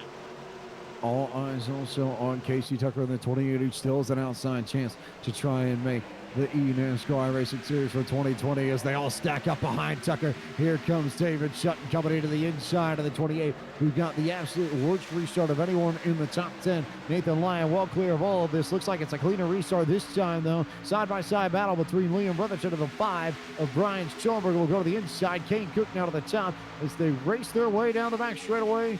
Maybe the last time, maybe the next to last time. It depends on how it all shakes out as they look for the white flag this time on.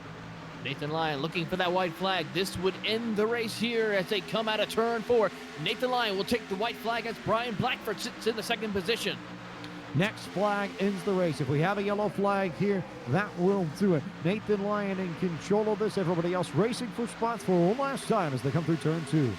Down the back straightaway for the final time. Nathan Lyon has pulled about a 2-3 car length lead over Brian Blackford. It's still going to be side by side between Jeremy Allen and Ray Alfala as they go into 3 and 4 one last time. Nathan Lyon had the chance at Charlotte and got beat on the final restart. Had the chance at Darlington and got beat on the final restart. But the third time he won't be denied as Nathan Lyon wins the season finale of the NASCAR iRacing Pro Series at Homestead-Miami Speedway and comes away with his first victory in the series in 2019 in the final race of the year.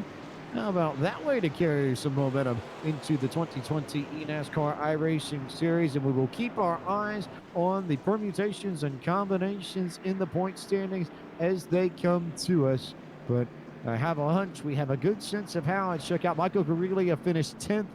Casey Tucker finished 9th. And Cody Bias finished in the 25th spot. So we know for a fact that Garriglio beats Bias, and that likely keeps Bias out of the 2020 NASCAR iRacing Series. I think that's the one thing we can all but confirm as it stands, but there's still a lot of other math equations that need to be run in order to make sure that we have all of our numbers right. We give you the proper top 20 that will go into next year's NASCAR iRacing Series coming to you in February of 2020. At this point, it's time to bring you through the full field rundown and tell you where your favorite driver finished, starting with Nathan Lyon, who becomes the fourth different winner in this 2019 NASCAR iRacing Series. And after having three drivers win two races apiece, Lyon finally gets his name on the board over Brian Blackford, who finished in second. And Jeremy Allen came home in the third position this evening. Fourth belonged to four-time Ray Alfala, who, by our math, should come away as the 2019 NASCAR iRacing Pro Series champion.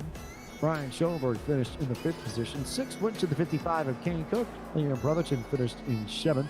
Eighth belonged to the 42 of David Shutt. Casey Tucker in the 28th finished in ninth. And Michael Cariglia, what a rebound run for him to get the top 10 and very likely lock himself into the 2020 NASCAR iRacing Series. Coming home in 11th position will be Ashton Crowder, followed by Justin Bolton in 12th. John Gorlinski will come home in the 13th position, followed by Graham Bolin. Another great run recovery for him after his incident early on. He'll come home in 14th. Jeremy Davis started dead last, gained 15 positions. He'll come home in 15th, followed by Will Cooley in 16th. Chris Overland will come home in the 17th position, followed by Braden Poulos in 18th. Alex McCullum, with his strategy early on, he'll drop all the way down to 19th position, with Santiago Tires rounding out your top 20. 21st went to Nicholas Shelton in the 12 machine. Ben Nelson finished in 22nd. Brad Mahar came home in 23rd, and Steve Sheehan finished in 24th. 25th went to the 24 of Cody Bias. Colin Keister finished in 26th. 27th went to Michael Guest. 28th, Eric Smith. Chris Shepard finished 29th after that late race incident, and Adam Benefield was swept up early on tonight and finished in the final spots on the grid in 30th. We'll take a quick commercial break and then be back to talk to your top finishers and figure out who finished where in the point standings and who advances to the 2020 NASCAR iRacing Series.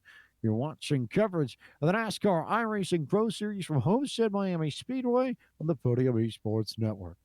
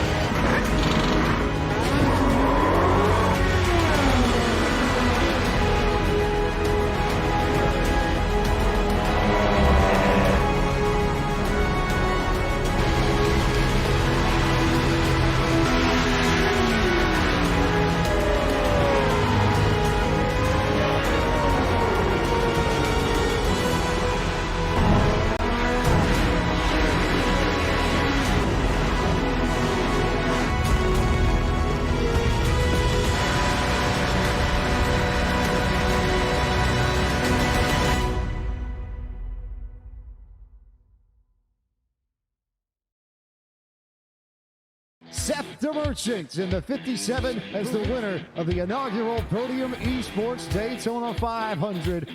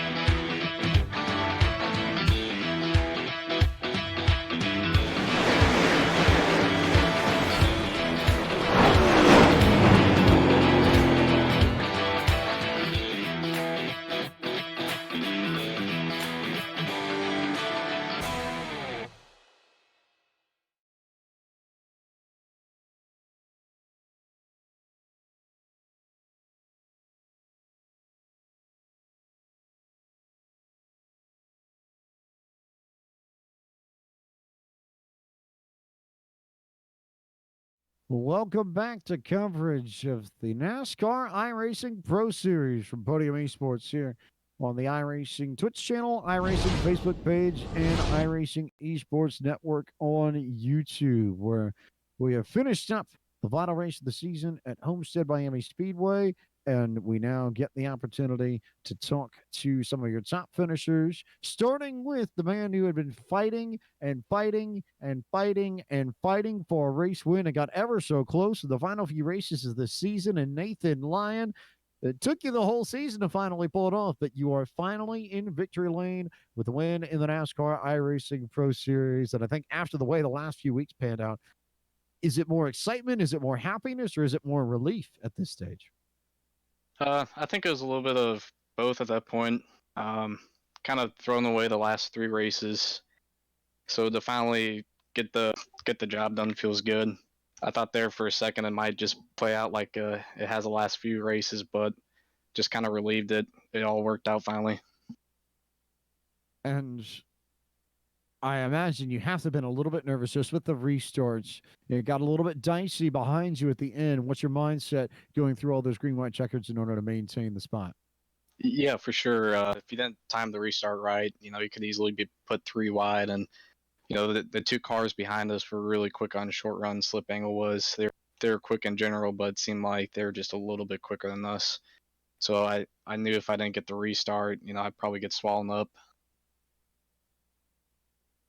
And so now here you are. You've got a win alongside Bolin and Gorlinski and Alfala. Only 4 names picking up victories in this Pro Series for 2019. But most importantly, you came into tonight with a little bit less pressure and are all clear and off to the 2020 NASCAR iRacing Series. So you're up for the big time. What are you most looking forward to next season? Yeah, definitely looking forward to next season. Hopefully they add in a couple more short tracks other than just Richmond and Bristol. That'd be really fun. But just really looking forward to be back in the NASCAR iRacing Series next year.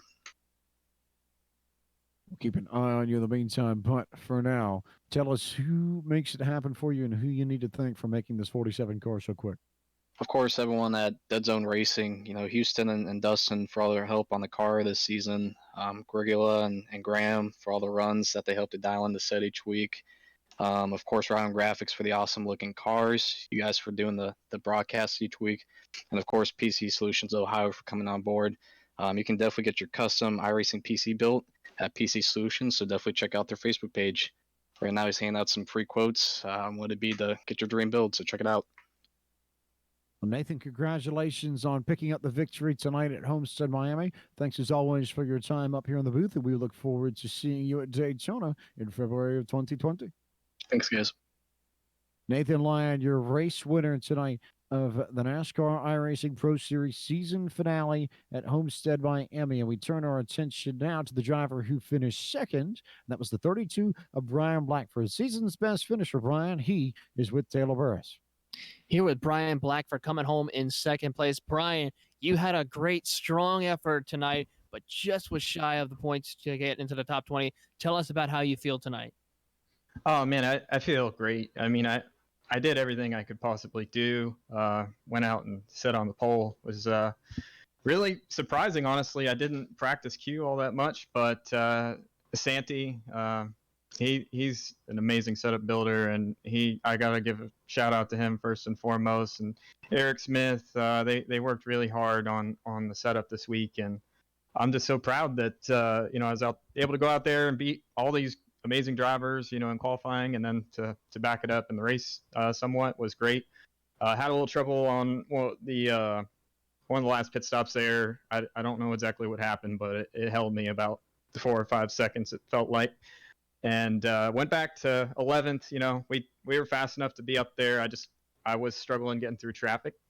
But yeah, we ended up a couple points short this year, but we'll be back next year for sure. This is definitely stoked the fire to come and make another run at it. I feel great about it. Just thank all my guys at Slip Angle for all their support, throughout this entire. It's a over a year process to try to even get into this series and make it and represent iRacing, and it's been a long road, and there's been so many people that have helped me get to this point. So I just want to thank everybody on our team. They just did an amazing job. So I just got to thank them.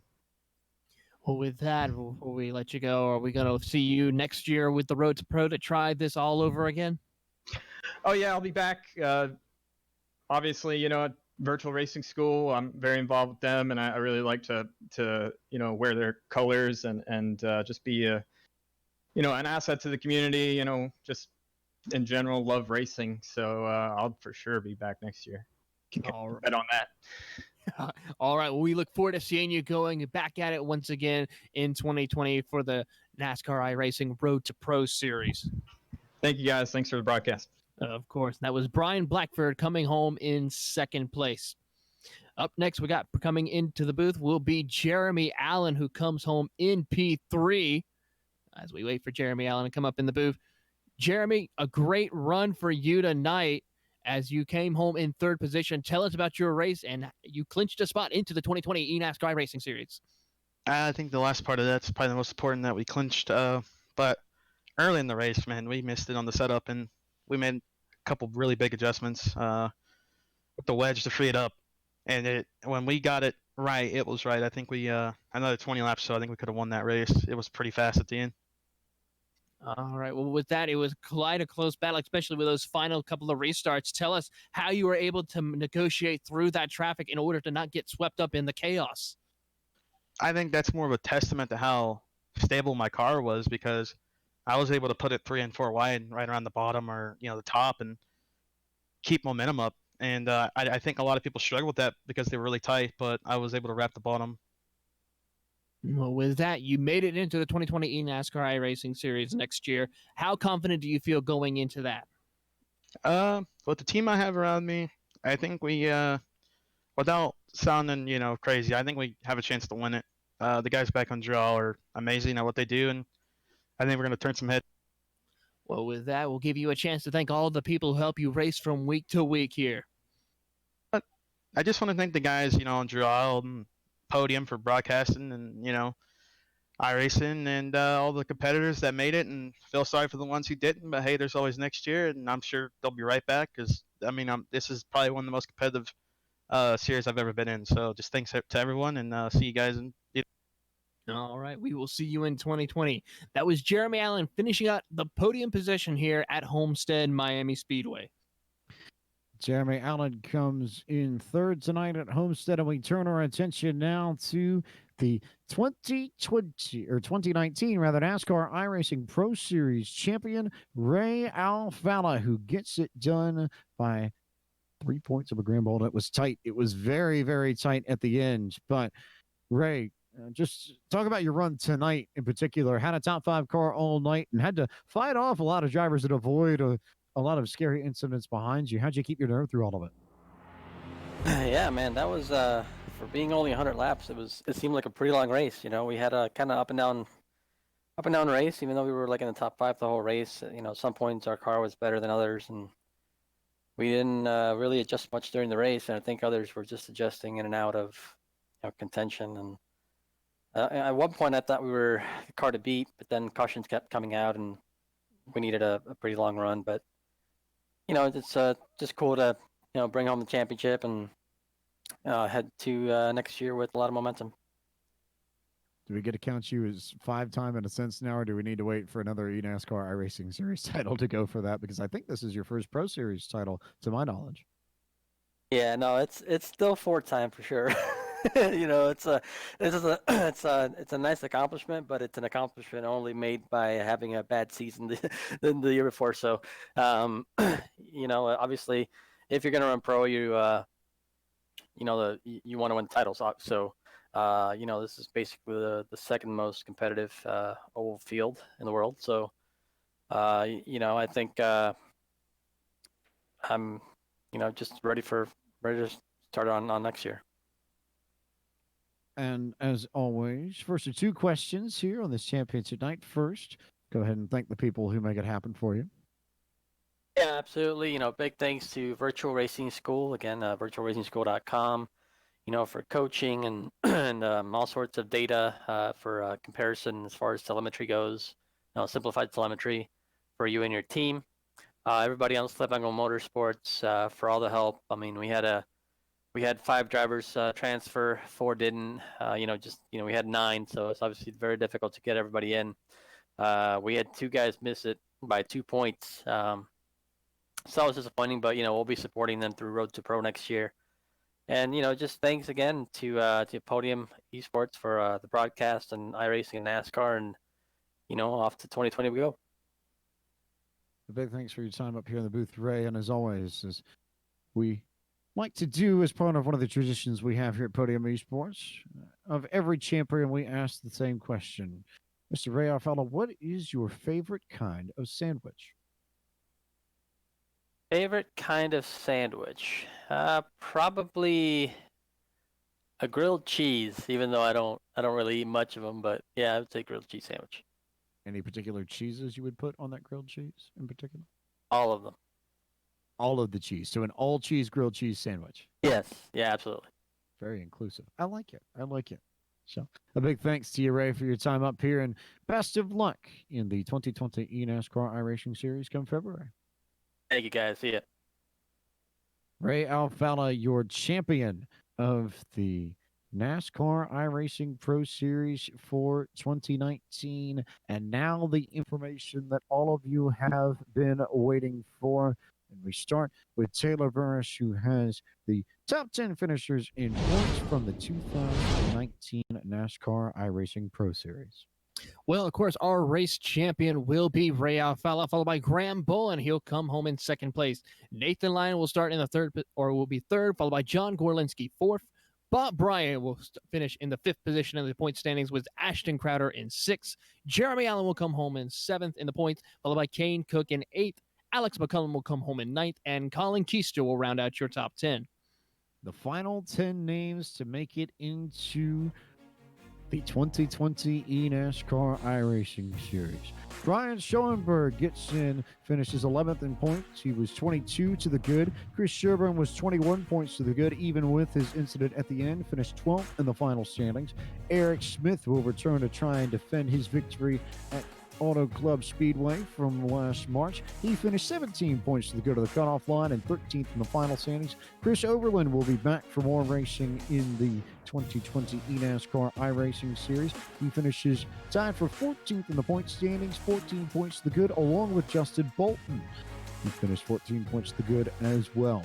Steve Sheehan makes a return to the big time. He'll jump up and go compete in the 2020 NASCAR iRacing Series after finishing 13 points clear of the cutoff line, 16th in the final point standings. Santiago Tires finished 12 points clear of the cutoff, 17th in the final standings to make it in. Brennan Cachell took off this evening and still made it anyway. He finishes 10 points clear of the cutoff, 18th in the final standings. Michael Gariglia, with that comeback run at the end, was on the outside looking in for so much of tonight's race and finishes 19th in the final standing, 9 points cleared, and the final driver to make it into the 2020 NASCAR iRacing Series, just 2 points clear of the cutoff, but scrapes in even after all the trouble he went through in the final bits of this race. The number 54 of Michael Guest finishes 20th in the standings to make it through. Those are your 20 drivers who have made it into the 2020 NASCAR iRacing Series. But of course, that means that we have a few drivers who were left on the outside of the bubble looking in. And it starts with Casey Tucker and Brian Blackford, the two slip angle drivers that Ray Alfalla mentioned in his interview. They both tied 2 points shy of the cutoff. Oh, so close and yet oh, so far. Even with the great run that Brian Blackford had, it wasn't enough. Even with the comeback run Casey Tucker had at the end of this race, it wasn't enough. Cody Bias, you have to wonder how different this would have been if not for the way Richmond panned out. He was the third driver outside of the bubble, 14 points off the end of things. Brad Mahar and Will Cooley were 20 points off. Nicholas Shelton was 21 points off. Liam Rutherford, 23 points off. Those were all the drivers who had a realistic shot of coming into tonight with a glimmer of hope making it to the 2020 NASCAR iRacing Series. So Tucker, Blackford, Bias, Mahar, Cooley, Shelton, Brotherton, and Davis and Kempany, who say thanks for participating in the 2019 NASCAR Racing Pro Series, and we wish them all the best of luck as they attempt to return to the 2020 NASCAR iRacing Pro Series via the 2020 NASCAR iRacing Road to Pro. So there's the rundown. There's all the information we have at the moment. There's everything everyone needs to know. This is all about who goes into the NASCAR iRacing Series for 2020, and barring the unexpected, now we know, Taylor Burris. And now it's not only time for your final thoughts on this race, but your final thoughts on this season and your final thoughts on the first year of broadcasting here at Podium Esports. Well, my final thoughts of this race show that this is like excitement. What a way to end the season here for the NASCAR iRacing Pro Series, where we saw a mix of drivers work their way up, trying to break into the top 20. We've seen a couple surprises, and then, of course, we saw some heartbreak with several other drivers. How I thought of this entire year so far as coming on board with Podium Esports, I got to say, it has been a year I will remember. Great racing all the way around as I look forward to what 2020 brings for us here, and look forward to what 2020 will bring as far all around for esports. A tremendous amount of fun. A bit wild to think that we started this year on January 2nd, right at the top of the new year, with our first broadcast of the Podium Esports Street Stock Series from Michigan International Speedway, the 2014 scan. Brent McCoy was your first official Podium Esports winner in any capacity, and it comes all the way to the end of the year with one of the final big races of the season, the season finale of the NASCAR iRacing Pro Series from Homestead-Miami, where Nathan Lyon claims the final checkered flag on a Podium Esports broadcast of 2019, and it concludes year one of broadcasting for Podium Esports, which has been a tremendous amount of fun, tremendous amount of fantastic to be involved in from my perspective, and I think a lot of fun for all of us to be a part of on the broadcast side and the production side, and hopefully a lot of fun for all the fans watching along at home or wherever they might be as well. We thank all of you for tuning in to all of our broadcasts, whether or not it was the Pro Series, the Stock Car Challenge Series powered by iRacing iFlag, the iRacers Lounge Podcast Oval Series, the Elite Series, the Truck Series, the Street Stock Series, the Cars Esport Tour, Sim Racing for the Porsche Club of America, and the Porsche Club of America Sim Racing Series, the Daytona 500, the Southern 500, the Rally Cross events. We've done a lot in 2019 and look forward to doing a little bit more in 2020, which will begin with Speed Weeks. January 27th, mark it on the calendar. The 360 Sprint Car from Volusia Speedway Park in Florida is where we begin our campaign for Season 2 at Podium. We look forward to seeing all of you there on that night as we bring you a whole week of racing leading up to the biggest tournament-style Daytona 500 event in iRacing, the Podium Esports Daytona 500, which will come to you February 2nd, 2019. So You want a date for your calendar? Super Sunday is the one you'll need to pay attention to. And don't worry, we'll make sure that we have the race finished up before the big game starts. So if you have a rooting interest in cities like Baltimore or Boston or New Orleans or Seattle, San Francisco, amongst others, make sure that you get out in time to potentially see your team go after a certain shiny silver trophy. That will wrap up all of our broadcasting here for 2019 at Podium Esports. We'll wrap up our coverage of the 2019 NASCAR iRacing Pro Series. Big thank you to everyone at iRacing who helps put this on and make this possible. And not the least of which Drew Adamson for his help in the production department. A big thanks to everyone who watched along on the iRacing Twitch channel, the iRacing Facebook page, and the iRacing Esports Network on YouTube for giving you all a little bit of fun to provide as we wound down the final few months of 2019. A big thanks to everybody on social media who promoted the series as we look towards a even bigger, even brighter future with the eNASCAR iRacing Series for 2020. We'll see a few more teams join up for next season. Stuart Haas Esports, the largest of them to confirm their entry is a new team in the 2020 season, and I suspect we'll probably see a few more before we get to Daytona in February, but we'll keep an eye on who else decides to join in the fun. And we'll keep an eye on the 20 drivers who have transferred into the 2020 eNASCAR iRacing Series and wish them well as they compete for some of the largest prizes in sim racing and compete in the pinnacle of NASCAR esports as they all chase after Zach Novak and try and wrest the championship away from Daytona all the way to ISM Raceway the fall of next year. For everyone at Podium Esports, for Gary Sexton, John Theodore, for tonight's producer Cisco Scaramuza, and for our partners in the booth, Mr. Taylor Burris and Mr. Gary Weaver, I am James Platt, the voice of Podium Esports. Thank you so much for watching tonight's broadcast. Thank you so much for supporting Podium Esports in 2019. Do follow Podium Esports on Instagram, Facebook, Twitter, and at our website, www.podiumesports.com. If you're interested in more information on what we do at Podium, we look forward to seeing all of you in 2020, beginning with Podium Esports Speed Weeks on January 27th.